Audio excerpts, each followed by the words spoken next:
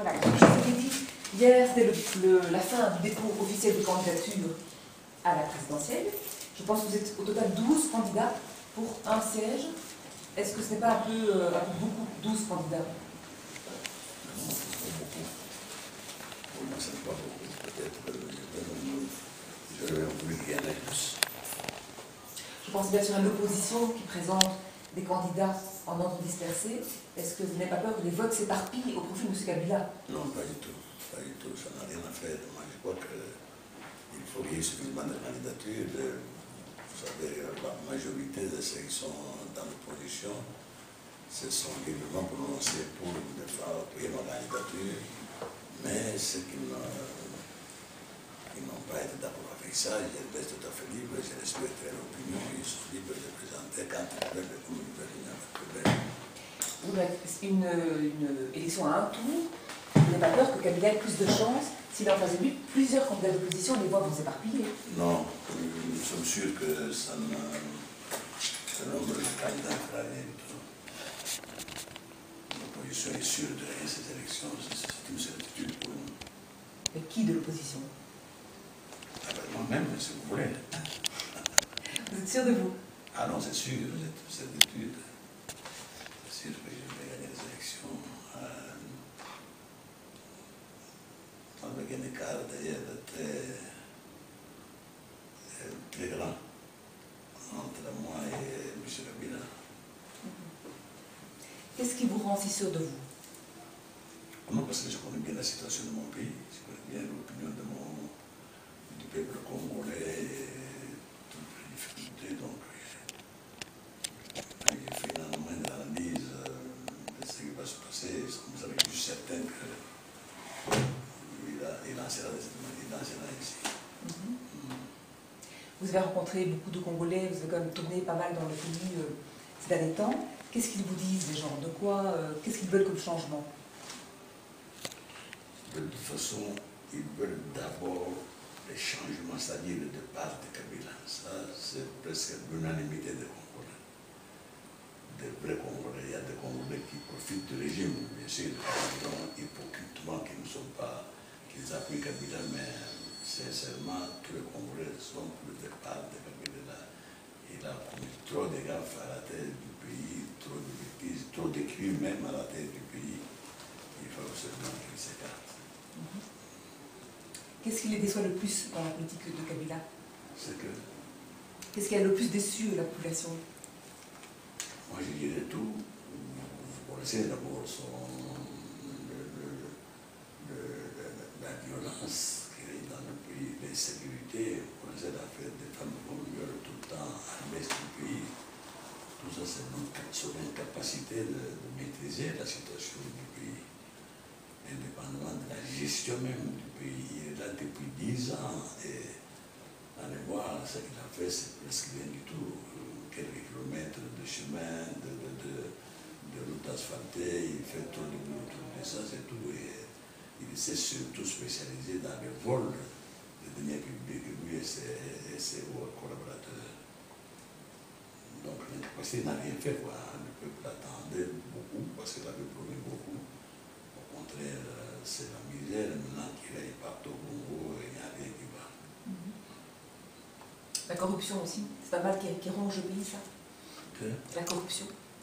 Pour là, oui, vraiment, là, vous citez un des mots qui est le mot-clé, et je crois que tout le monde, quand je vous dis qu'ils sont spécialisés dans le détournement des deniers publics, c'est plutôt dans la corruption aussi qu'ils sont spécialisés. On les appelle M. 20%, M. 40%, M. 10%, etc.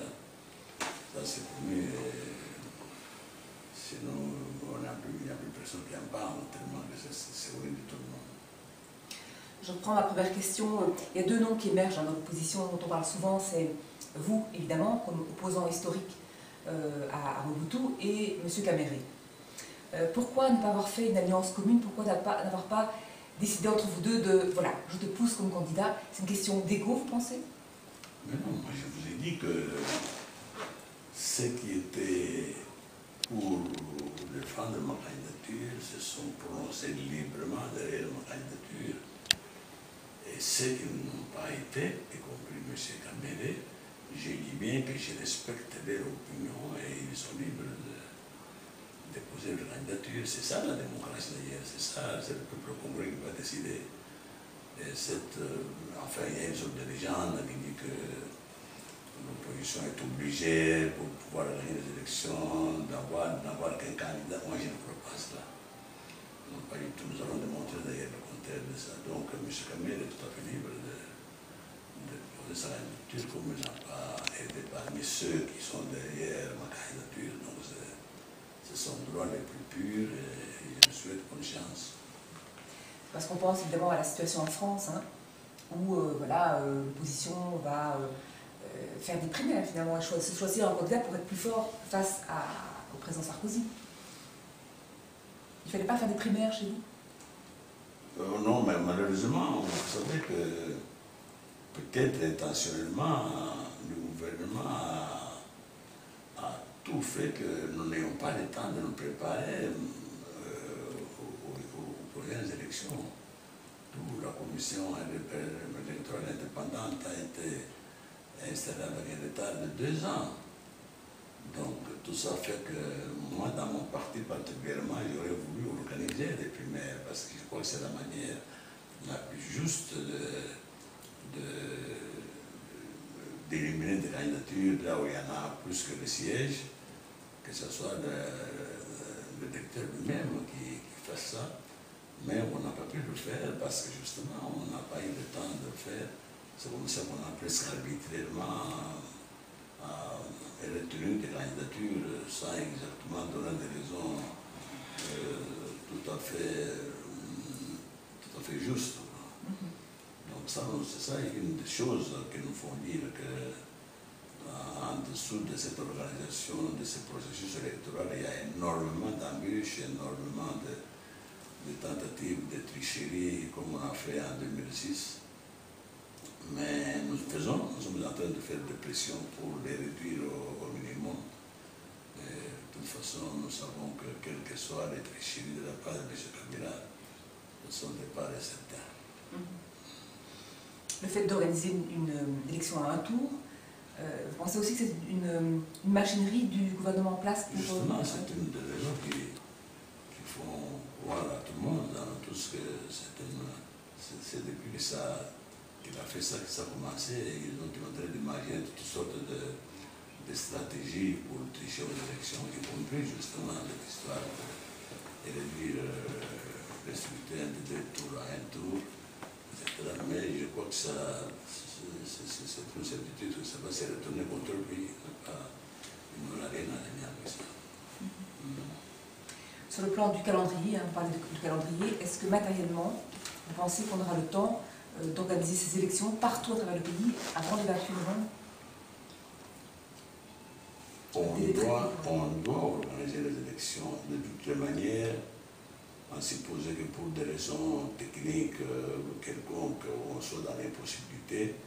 On ne peut pas être dans l'impossibilité d'organiser des élections présidentielles. Je peux comprendre qu'on peut découpler pour les élections législatives, mais pas les présidentielles, parce que nous tenons tous nous tenons à ce que le 6 décembre, c'est la fin du mandat de M. Kabila et qu'on n'est pas encore l'accord de 24 heures de plus, non, de partir le 6 décembre.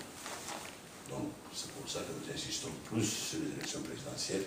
Si, encore une fois, s'il y a des raisons pour ne pas coupler les 2 élections, nous pouvons pour supporter qu'on reporte à plus tard les élections législatives, mais pas les élections présidentielles. Ça pourra provoquer une véritable catastrophe dans le pays. Il y a eu des violences la semaine dernière à Kinshasa, je pense même contre le siège de votre parti. Oui. Vous ne craignez pas un climat d'intimidation pendant les mois qui vont venir? Je ne crains pas quoi? Un climat d'intimidation, un climat d'insécurité? Là, il y en aura toujours. C'est impossible dans un régime de répression comme celui-là. Les intimidations ne manquent pas, mais c'est à nous d'encourager les électeurs, de leur dire de ne pas se laisser intimider, d'assumer leur attention sur le moment décisif des élections pour qu'on ne peut pas par toutes sortes de moyens, corruption ou quoi, il faut absolument que chacun puisse arriver à voter librement. Ça, c'est notre travail que nous faisons, malgré qu'on ne nous a pas encore donné une fois encore suffisamment de temps pour ça, mais ça, nous allons y parvenir. Donc, nous faisons tout pour éviter que ces intimidations ou autre chose puissent avoir lieu. Il n'y a pas, comme vous faites allusion à ces incidents-là, dans ces incidents, vous savez que nous avons perdu quatre combattants, nous, qui sont morts. Et j'ajoute à cela qu'au moment où nous parlons, nous ne savons pas. D'abord, il y a les deux premiers corps qu'on a enlevés sur place, on n'a jamais su où ils sont partis.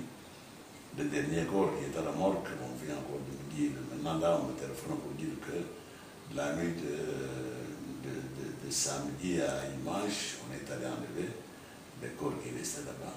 Donc, pour aller les enterrer à des endroits inconnus, on ne sait pas.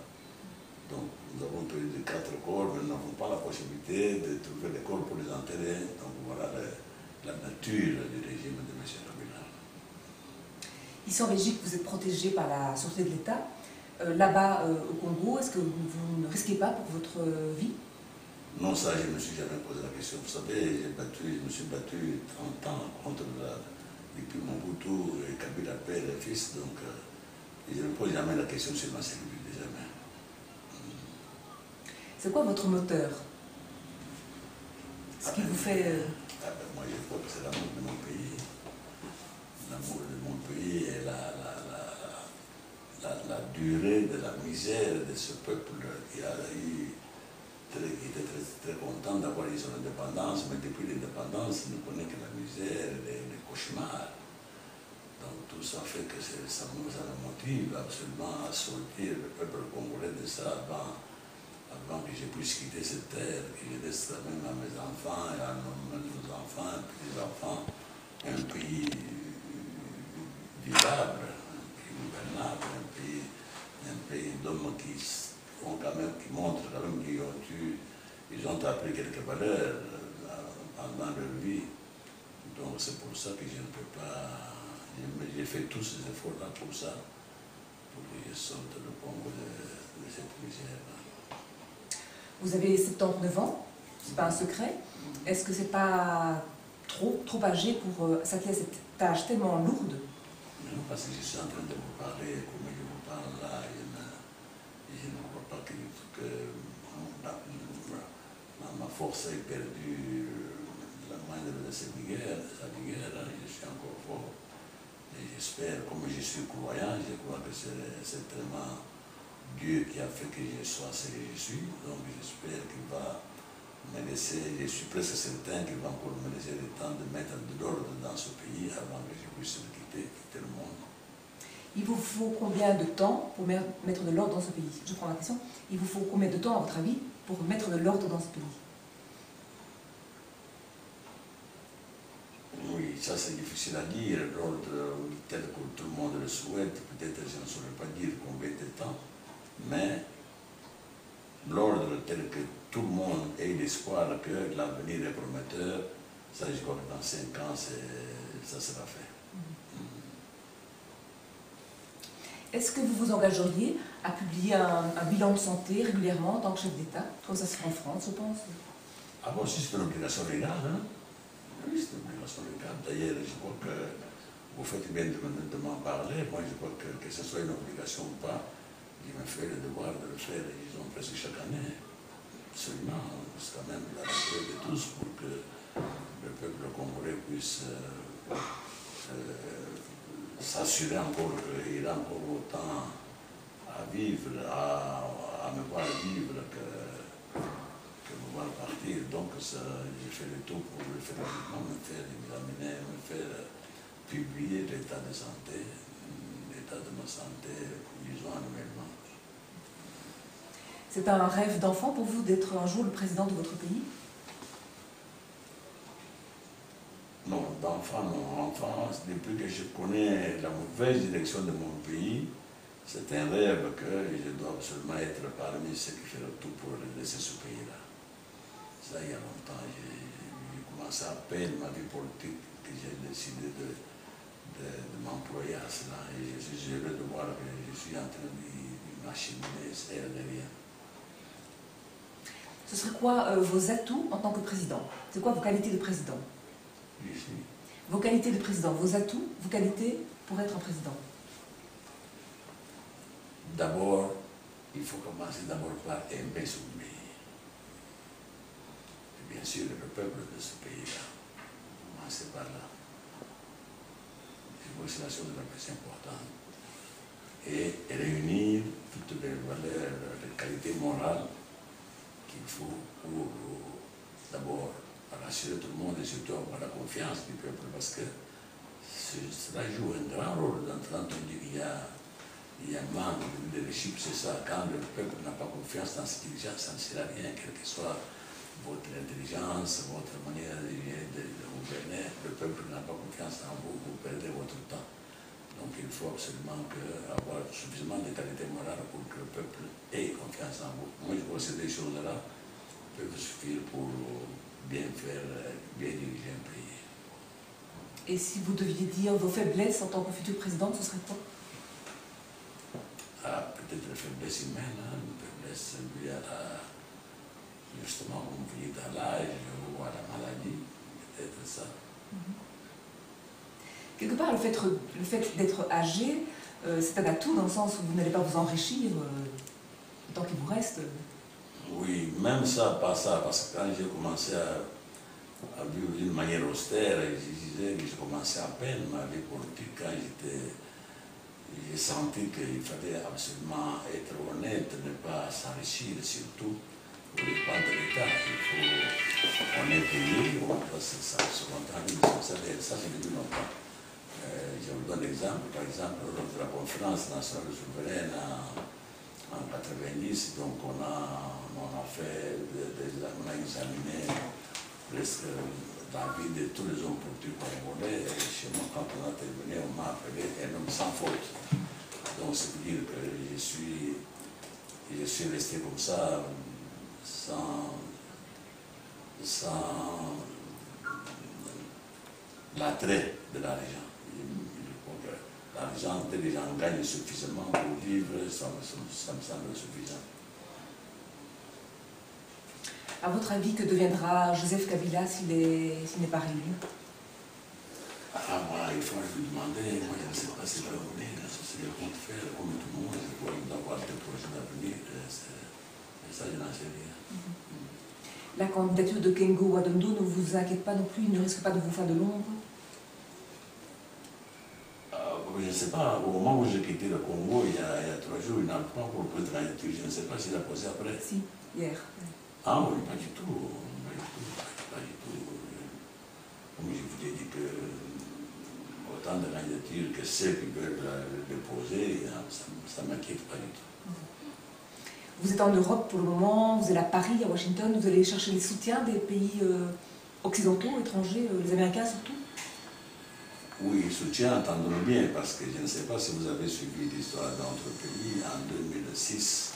Je ne sais pas si vous connaissez la responsabilité avec prise de la communauté internationale pour nous imposer justement ce M. Kabila-là. Donc, on a dit qu'il y avait des élections. Pour moi, il n'y avait pas d'élection. M. Kabila n'avait pas été élu par le peuple congolais, il avait été imposé par la communauté internationale. Donc, mon grand discours, quand je circule maintenant partout dans l'Occident, c'est pour demander aux décideurs, si vous voulez, internationaux, de cette fois-ci laisser le peuple congolais libre de choisir l'homme qu'il veut, qui le gouverne. Voilà. Donc, pas se mêler au monde de ce qui va se passer au Congo. Sauf qu'il envoyer peut-être des observateurs. Ça, c'est bien pour faire la crédibilité de l'élite de demain, mais il ne faut pas que tout le monde se mêle de ce qui se passe. Donc, en d'autres termes, c'est ça un peu le soutien. Mais, en plus de ça, j'ajoute, je sais comment le pays est détruit, et je sais aussi comment des sociétés sérieuses n'ont jamais voulu investir au Congo, justement, parce qu'il n'y avait jamais de sécurité, ni physique, ni juridique. Donc, maintenant que je vais établir un état de droit, donc, où régnera la justice, la bonne gouvernance, et et toutes les bonnes qualités d'une bonne gouvernance. Donc je vais demander à tous ces chefs d'entreprise de venir investir au Congo, justement, pour pouvoir créer des emplois, aider des milliers de chômeurs à trouver de l'emploi, et la jeunesse à trouver de l'emploi, etc. Donc, c'est ça mon discours partout où je vais aller.